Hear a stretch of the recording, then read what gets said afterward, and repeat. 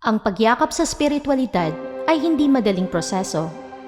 Kapag naabot na natin ito, hindi lang purong pagmamahal, kapayapaan ng kalooban at pag-iisip, at kaligayahan ang ating mararamdaman. Sa bawat aspeto ng buhay, mayroon tayong kinakaharap palagi na mga pagsubok. Walang katapusang pakikibaka. Ngunit, iisipin nyo lang, kung wala ang mga paghamong ito, ano pa ang kahulugan ng buhay, di ba? Ang mga spiritually awakened na mga individual ay dumadaan din sa matinding paghamon.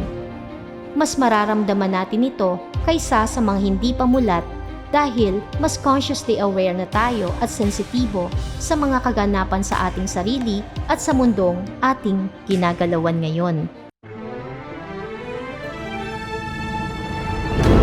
Sa ating mundo, ang lahat ng buhay ay patuloy lang sa paglalakbay. Iba't ibang karanasan man ang ating tinatahak, may hatid na aral sa ating tumatatak. Nagpapalago at nagpapaunlad ng ating spiritualidad. Tayo na't gumising sa kawalan. Tuklasin ang mahiwagang buwan.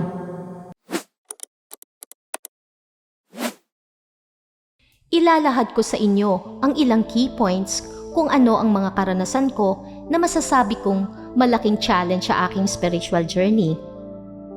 Una, ang pakiramdam na para kang na-overwhelm sa pagtuklas mo ng tunay na realidad ng iyong sarili at ang mundong iyong ginagalawan. Yung pakiramdam na lahat pala ng alam mo sa mundo ay may malalim pang dahilan. Kung ano ang naituro sa atin sa ating pagkabata, sa eskwelahan, trabaho, komunidad at sosyedad ay malaki ang kaibahan sa totoong natural na mundo. Tulad ng relihiyong nakamulatan, ironic at inconsistent. Parang mythical ang tema, pero ang paradigm, hindi tayo naniniwala sa mythology. Tulad din sa eskwelahan, ang mga nasa libro ay hindi lahat eksaktong may katotohanan. May gusto lang isulat para sa pagkondisyon ng mga isipan ng kabataan. Mas marami ka pang matutuklasan na wala sa libro, base sa iyong karanasan at pagtanggap sa buhay. Sa career o trabaho naman, sa mga kumpanya o establishments, ituturo sa iyo na mas mag-excel o magpursigi sa pagtatrabaho kapalit ang prestige o promotion. Kaya ang tendency ng ilan, manira ng iba para sa pag-angat o crab mentality. Maging corrupt sa pagtanggap ng suhol dahil hindi sapat ang sahod sa effort na naibibigay sa iyo. At dahil naman ito sa sosyedad, kung saan gusto nating ipakita sa iba na tayo ay successful at nakakaangat na sa buhay. Maiangat ang ating lifestyle, ika nga, para masabing tayo ay asensado na. Tayo ay palaging nakafocus sa pagpapanatili ng pangangailangan ng ating ego. Palagi tayong naghahanap ng approval o validation ng ibang tao sa social media man o sa paligid na ating ginagalawan. In short, we are not satisfied. Hindi tayo nakukontento kung ano ang meron tayo. Yun ang nakaka-overwhelm sa pagtuklas na tayo pala ay parang namumuhay sa ilusyon at hindi sa tunay na realidad ng ating sarili at mundo. Pangalawa, ang pakiramdam na ikaw ay parang nag-iisa. Sa mga pagbabagong nagaganap sa buhay, unti-unting nawawala ang ilan mong mga kaibigan at kadalasan hindi ka na din naiintindihan ng iyong pamilya. Kapag nasasabi mo ang iyong pinagdaraanan, hindi nila gaanong maintindihan at madalas nasasabing ikaw ay weirdo o kulto dahil bumabangga ang kanilang pananaw sa iyong bagong pananaw o paradigm shift. Sa iyong pag-iisa, mauunawaan mo ng unti-unti ang iyong tunay na sarili at mas matatagpuan mo ang kakontentuhan kung ano at kung sino ka talaga, kung paano kang naririto at kung ano ang tunay mong layunin sa buhay dito. Unti-unti mo na ding maoobserbahan ang sistema na iyong ginagalawan. ang laro ng buhay at ang pagkapit sa limiting at fear-based beliefs.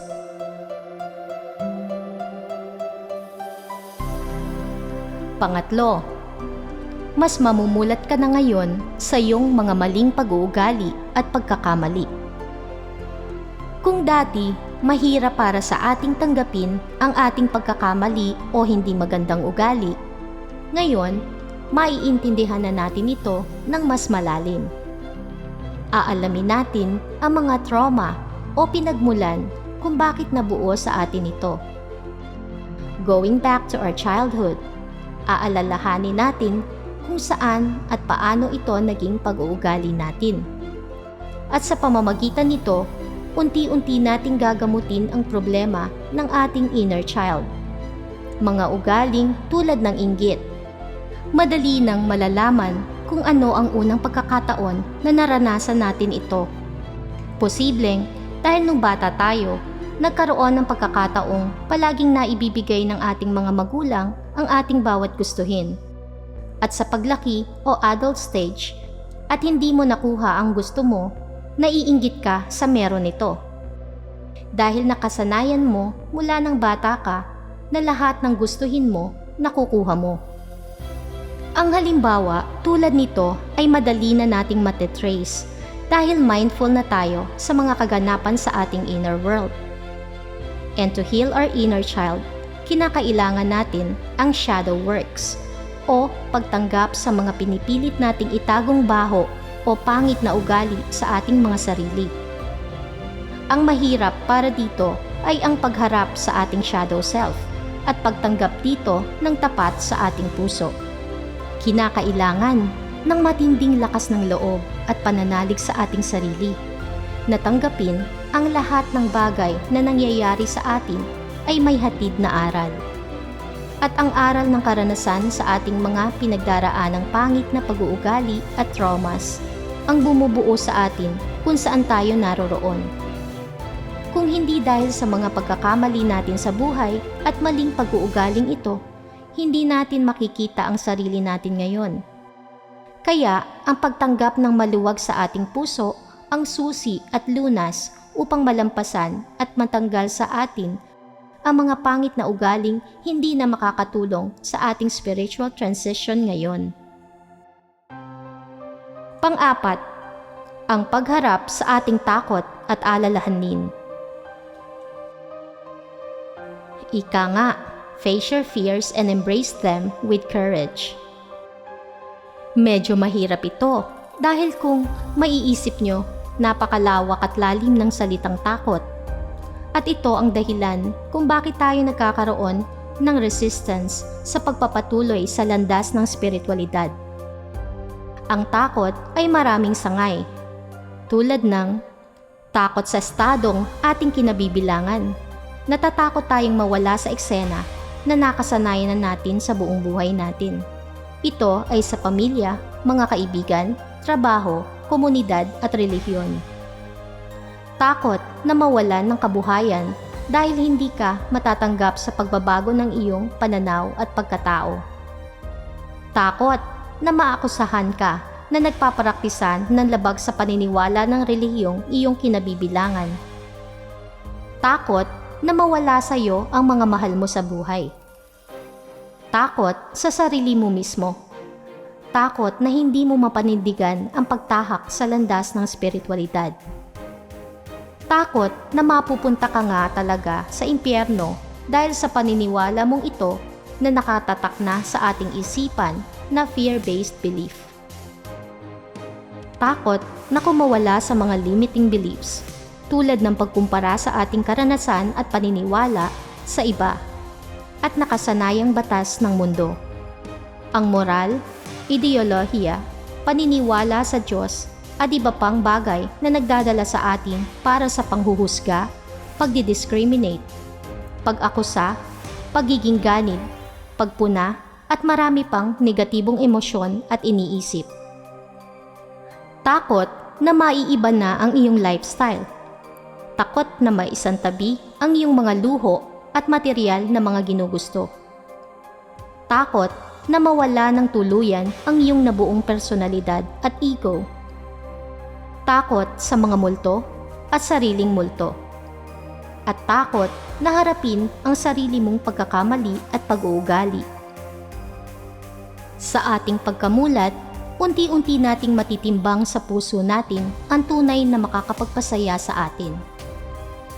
Kung ang ego ba na palaging nananakot o ang intuition na nagsasabi ng tama para sa atin. Sa una, mahirap mag-adjust. Mahirap malaman ang tunay na makakapagpasaya sa atin. Pero habang tayo ay nabubuksan ng dahan-dahan sa pagbabagong ito, malalaman natin ang tamang daan. Manalig lang tayo sa ating sariling abilidad at kakayahan dahil ito ang magsasalba sa atin at maglalayo sa mga takot sa ating puso. Ang pagharap sa anumang takot at alalahanin ang magpapatibay at magpapaunlad sa ating pagkatao at kaluluwa. Alalahanin lang na lahat ng mga bagay na material dito sa mundo ay nagbibigay lang ng temporary happiness. Maging ang pisikal nating anyo ay kumukupas din. Mas maigi na tayo ay mamuhay na naaayon sa kapanatagan, kaligayahan at pagmamahal na magpapaangat ng ating vibration at magpapaunlad sa ating spiritualidad. Panglima, ang paghanap sa tunay mong layunin o misyon sa mundong ito. Kapag tayo ay namulat na, mararamdaman natin kung ano ang nakatakdang gawin natin dito sa lifetime na ito. Maitatanong natin sa ating sarili kung ano ba ang nakatalagang misyon na ating gagawin. Paano tayong magsisimulang gawin ito? Ito ba ay sa pamamagitan ng paglilingkod, pagtulong, pagtuturo, pag-motivate at inspire? Maraming pumapasok sa ating isip pero hindi natin alam kung paano ito simulan. Hindi natin kailangang ma-pressure kung paano simulan ang purpose in life o soul's mission. Kahit pa may desire and willingness na tayong magawa ito. Ito ay kusang darating na lang sa atin.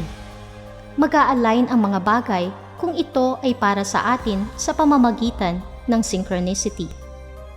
Ang katotohanan, wala kang dapat gawin para hanapin ang purpose mo sa buhay. Ang totoong hinahanap mong alamin ay kung paano kang mabubuhay na higit na may kabuluhan at intensyonalidad. Sa pagtatapos ng iyong maghapon, kung ano ang napag-isipan mong gawin ay nasa sayo yon. Dito mo magagamit ang iyong divine creative power at ma-explore ang lahat ng possibilities. Sa mga simple mong magagawa sa araw-araw, tulad ng pagiging mabuti sa kapwa at sarili, pagiging align palagi sa divine energy source o God, pagiging masaya sa pagbabahagi ng iyong sarili sa mundo, ay napaka-meaningful na at nakakadagdag ng high vibrational energy ng mundo. Sa pamamagitan nito, you are already creating a difference in this world and the universe. Pang-anim, ang mga kabi-kabilang paghamon na sumusubok sa ating pananalig.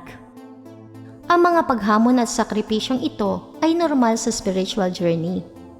Para sa akin, nung una, nagugulumihanan ako. Hindi ko alam kung bakit nagkakaroon pa ng mas maraming pagsubok at sakripisyo. Dahil tao lang, nakakaramdam ako ng pagkalungkot, pag-aalala, pagkabagabag, kung bakit mas binabato pa ng universe ang mabibigat na pagsubok ng buhay. Ngunit sa aking palaging meditation at payo ng mga like-minded souls o mga katulad kong namulat na, nalaman kong ito ay test of faith by my higher self. Sa mga hamon at pagtanggap dito, mas tatatag ka, mas kakapit ka sa sarili mong kakayahan at mas lalago ang iyong karunungan o wisdom. The universe is testing your patience all the time hanggang makuha mo ang tamang acceptance o pagtanggap nito. Tulad ni Yeshua, ang pagharap niya ng kalmado sa lahat ng negatibong elemento sa kanyang daraanan, ang pagbibigay ng pagmamahal sa mga taong nagagalit sa kanya at ang pagsasakripisyo niya upang ipakita sa ating lahat ang bunga ng walang hanggang kaligayahan. kinakailangan nating makita ang bigger picture at hindi mag-focus lang sa mismong nakaharap na problema. Ang pangkabuuang senaryo ay may ipinapakita sa iyong malaking kahalagahan na makakapagbigay ng magandang pagkakataon. Ika nga, always see the brighter side of life, not the problem on your side. The rainbow appears after the rain. Ito ang mga ilan lang sa mga tipikal nating nararanasan sa ating spiritual awakening, especially charged to my experience. Ang words of wisdom ko lang po na maiiwan sa inyo ay, kahit saan man tayo naroroon ngayon, anuman ang ating paniniwala at tayo ay nakakaranas na ng awakening, let's continue to spread love and light. Kung nakakaranas tayo ng low vibration, madali na tayong makakabalik sa high vibration sa pagiging mindful natin. At isang magandang halimbawa at maaari nyo ding mapulot na aral ang nangyari sa akin ngayon. Noong unang mag-umpisa akong gumawa ng content dito sa Mahiwagang Buwan, ang una kong inisip ay makaabot sa requirements ng YouTube at mag-monetize. Lahat naman ng content creator, ganun din ang goal. But as I move on, nakita kong mabagal ang angat at walang masyadong views. Nung una, medyo nadi-discourage na ako, pero itinuloy ko lang. Until, sinubukan kong i-shift ang aking discouragement into acceptance. Acceptance na kung nasaan ako ngayon, ay yun ang eksaktong lugar para sa akin. Acceptance na hindi ako masusukat kung gaano kadami ang followers, subscribers, o views ko sa YouTube, Facebook, at Instagram. Acceptance na ginagawa ko lahat ang aking makakaya sa panahong ito para ma-channel ko ang aking creativity at makapag-produce ng totoong mga content na maaaring makatulong sa mga taga-subaybay na may parehong karanasan tulad sa akin. Kaya, payo ko lang po sa inyo mga ka-MB. Alalahanin nyo lang palagi na ginagawa nyo ang mga bagay dahil ito ay passion yung gawin. Masaya at inspired kayong gawin para sa inyong mindful living and spiritual enlightenment. Hindi para sa pwede nyong ipagyabang o ikasikat. Alalahanin nyo din na sa buhay ay hindi eksaktong nagaganap ang mga bagay-bagay kung kailan natin ito gugustuhin mangyari. Lahat ay may perfect timing, kaya kinakailangan tayong maging patient.